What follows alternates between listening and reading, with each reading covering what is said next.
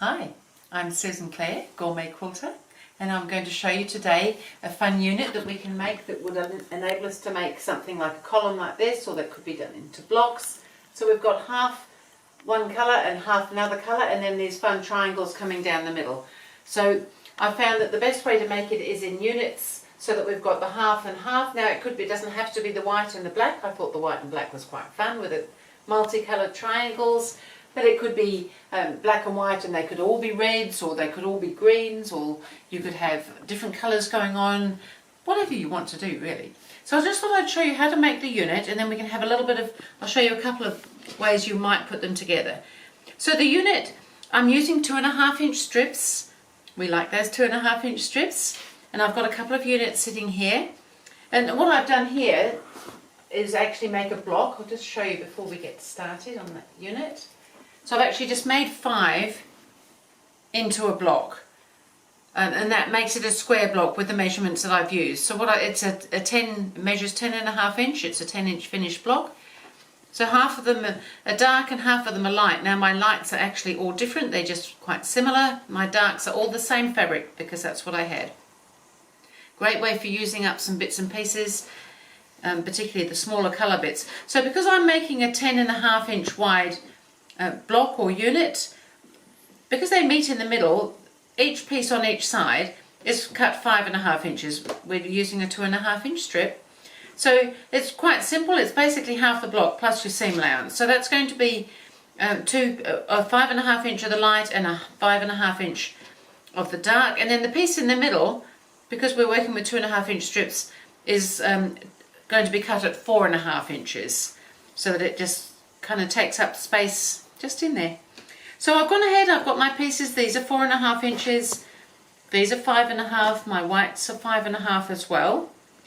And so to make something like this, it's not hard to do, and you can just go on chain piecing loads of them. So I'm going to start off with my dark side, and I'm just going to lay that on there. So we want to do a diagonal line. So I found the easiest way is to actually lay it onto another strip.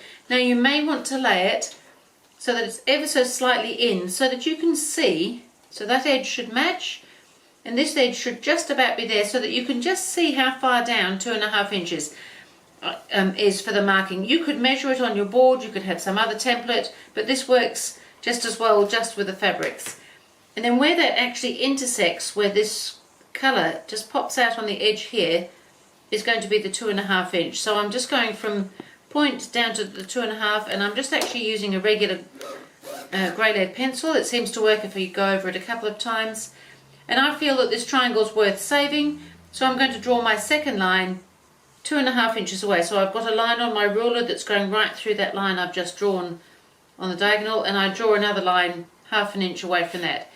And then just to sew that, you can just pop it back so that you can't quite see that bit of fabric sticking out, and then we're just going to go to the sewing machine, and I'm just sewing right along that longer diagonal line.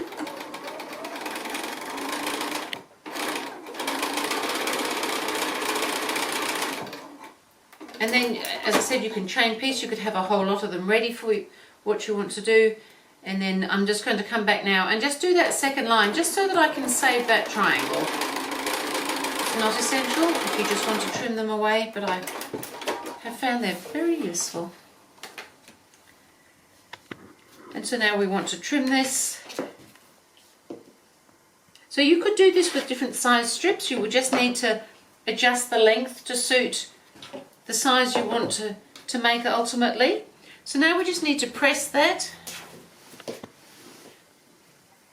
So I'm going to press the seam towards the dark, towards that background colour, so that the triangle seam will end up going away from the triangle itself.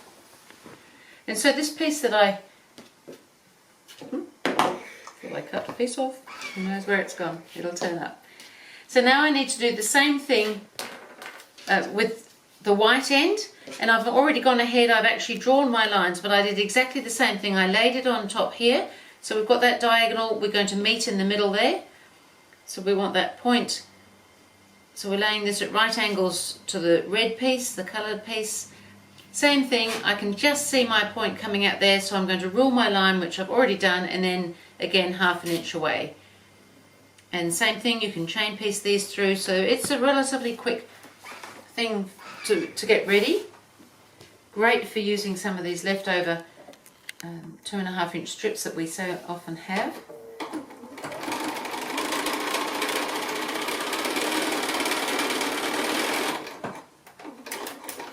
And same thing, I'm going to do that second line of sewing so I can save my triangle.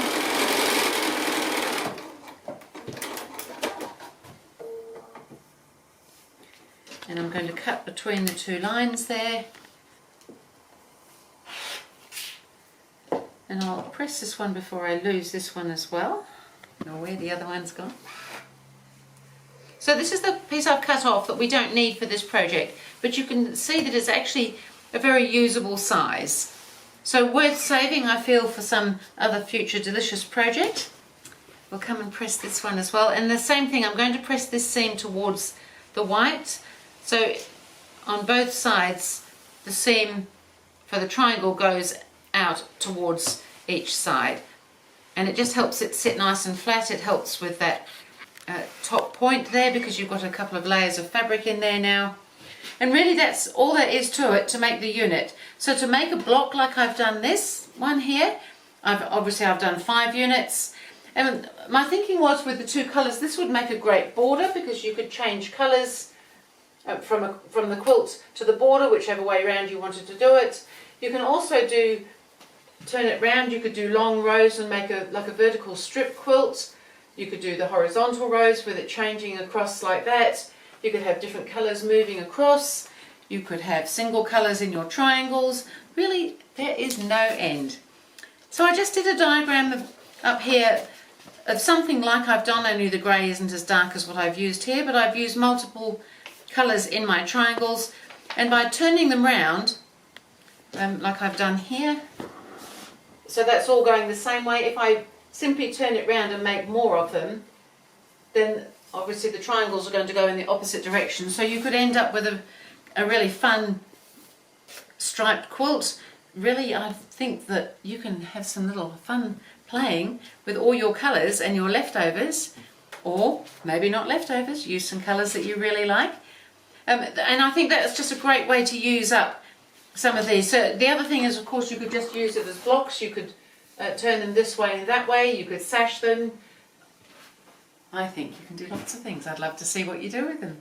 So that was just a fun little triangle unit that you can turn into a block, to a vertical column, or just blocks as you like them, different colours, using some 2.5 inch strips. Thank you.